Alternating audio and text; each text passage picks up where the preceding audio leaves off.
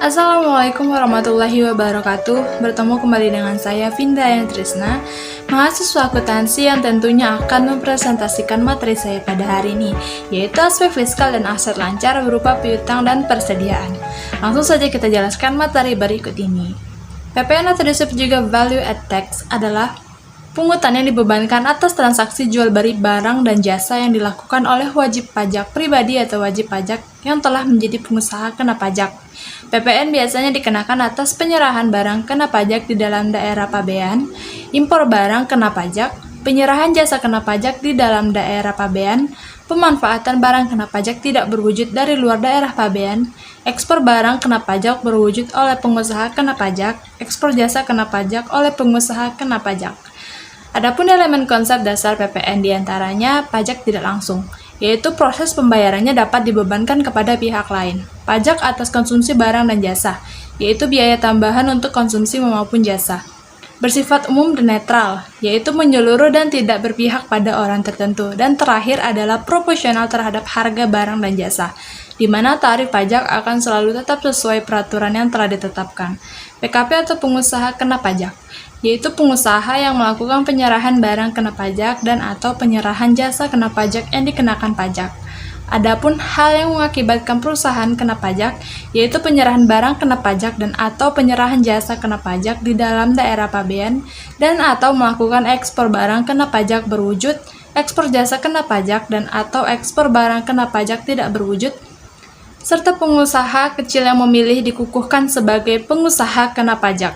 Wajib melakukan purkanus hanya pada kantor pelayanan pajak setempat untuk dikukuhkan sebagai pengusaha kena pajak PKP dan wajib memungut, menyetor, dan melaporkan pajak pertambahan nilai PPN dan pajak penjualan atas barang mewah atau PPNBM yang terutang.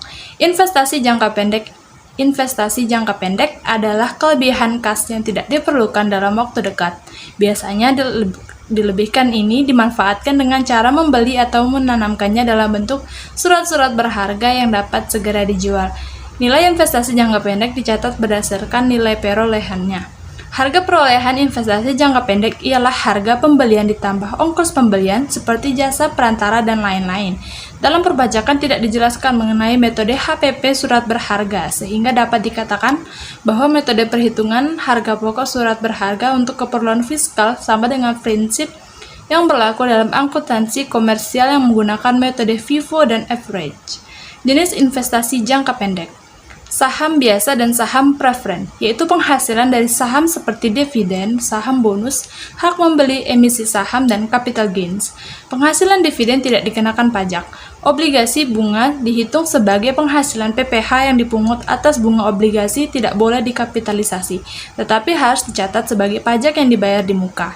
Sekuritas yang lain, yaitu selisih nilai beli nilai jual pelunasan, merupakan penghasilan bagi pemegang sekuritas dan biaya bagi penerbit sekuritas. Deposit merupakan satuan mata uang rupiah atau balas jangka pendek atau jangka panjang di dalam atau di luar negeri. Dan yang terakhir, wesel, yaitu utang yang timbul atas penyerahan barang atau jasa. Bunga yang diterima pada saat pelunasan merupakan penghasilan pemegang wesel dan biaya bagi penerbit promes. Penghasilan bunga diskonto merupakan objek potongan PPh pasal 23 dalam atau PPh pasal 26 luar negeri. Piutang atau disebut juga piutang atau account receivable adalah hak perusahaan kepada pihak lain yang akan diterima dalam bentuk kas. Piutang usaha timbul karena penjualan barang atau penyerahan jasa secara kredit. Piutang biasanya digolongkan ke dalam kelompok piutang usaha, piutang di luar usaha. Untuk keperluan fiskal, sebaiknya sistem akuntansi dapat menyajikan saldo piutang kepada pihak yang ada dalam hubungan pemisahan. Ini dimaksudkan untuk mempermudah fiskus untuk mengetahui apakah wajib pajak melakukan penghindaran pembayaran pajak dengan cara transfer batching agar pembukuan piutang dapat diperoleh keadaan dengan saldo piutang. Maka rekening piutang khususnya untuk keperluan fiskal harus dapat keterangan sebagai berikut: 1. Nama dan alamat lengkap debitur, jumlah piutang kepada masing-masing debitur saat timbul maupun berkurangnya piutang, jenis piutang misalnya piutang dagang, piutang kepada pegawai, piutang kepada pemegang saham, piutang jangka panjang, piutang jangka pendek, hak penerimaan bunga, tanggal jatuh tempo piutang, jumlah piutang yang dapat dihapuskan, dan keterangan lainnya yang berkaitan dengan piutang. Piutang usaha. yaitu piutang usaha terjadi akibat transaksi penjualan barang atau pengerahan jasa dalam rangka kegiatan normal. Piutang dapat dicatat jika barang telah diserahkan dalam usaha pelayanan jasa. Piutang dicatat pada saat pelayanan dilaksanakan. Pada umumnya, piutang seperti ini tidak disertai suatu surat-surat perjanjian yang formal, tetapi ada kalanya untuk piutang dagang dinyatakan dalam bentuk surat dagang komersial, yaitu wesel tagih. Untuk tujuan PPh saat pencatatan penjualan mengikuti praktek akuntansi komersial. Untuk tujuan PPN dapat berbeda dengan akuntansi komersial.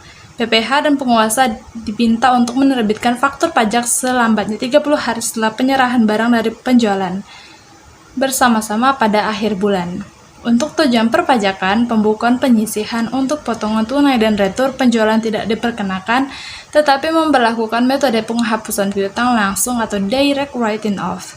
Piutang di luar usaha terjadi karena penjualan barang atau jasa. Sering pula piutang timbul karena pemberian pinjaman kepada pihak ketiga dan pegawai, klaim asuransi, retribusi pajak, royalti, dan lain-lain. Apabila yang diharapkan dapat ditagih dalam waktu singkat, piutang dapat digolongkan sebagai aktiva lancar. Apabila yang diharapkan dapat ditagih dalam waktu singkat, piutang dapat digolongkan sebagai aktiva lancar. Jika ternyata penagihannya dilakukan lebih dari 1 tahun, sebaiknya digolongkan ke dalam aktiva lain-lain. Untuk tujuan pajak, ketentuan pasal 18 ayat 4 UU PPh piutang kepada perusahaan afiliasi dikarakteristikan sebagai modal. Untuk pembukuan komersial diakui sebagai piutang afiliasi untuk laporan keuangan fiskal dimasukkan dalam kelompok penyertaan pada perusahaan afiliasi. Demikian yang dapat saya sampaikan, semoga apa yang saya sampaikan dapat bermanfaat. Lebih kurangnya saya mohon maaf. Terima kasih.